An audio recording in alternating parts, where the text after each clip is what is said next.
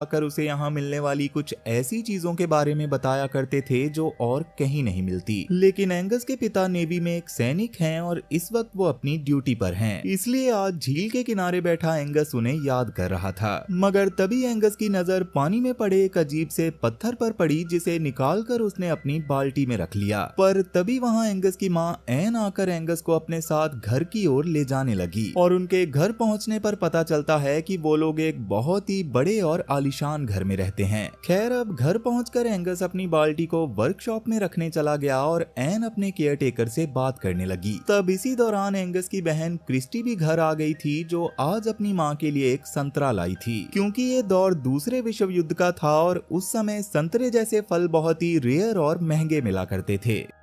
वहीं एंगस ने वर्कशॉप में जाकर अपनी बाल्टी रखी और अपने पिता की तस्वीर देखने लगा, जिसे उसने वर्कशॉप के अंदर ही लगाया हुआ था। एंगस बड़ी ही बेसब्री से अपने पिता के घर वापस आने का इंतजार कर रहा था, इसलिए अक्सर वो कैलेंडर पर दिनों को मार्क किया करता था। और आज के दिन को मार्क करने के बाद उसने अपनी बाल्टी से वो पत्थर निकाला और उसे ध्यान से देखने लगा। तब थोड़ी देर सोचने के बाद जैसे ही उसने उस पत्थर को चाकू से छीला तो उसके अंदर एक नीले रंग का अंडा था। पर इसी बीच अपनी माँ के बुलाने की आवाज सुनकर एंगस उसे वहीं पर छोड़कर चला जाता है। खैर, अब रात के वक्त बहुत तेज बारिश हो रही थी और एंगस अपने बेड पर बैठा हुआ अपने पिता की तस्वीर देख रहा था, लेकिन तभी उसे कुछ अजीब सी आवाज सुनाई दी। एंगस ने खिड़की से देखा तो वो आवाज उसकी वर्कशॉप से आ रही थी, इसलिए वो जल्दी से भागता हुआ वर्कशॉप में चला गया। मगर वहाँ उसे जमीन पर पड़ा हुआ उस अंडे का छिलका दिखा, जिसे वो नदी के किनारे से लेकर आया था।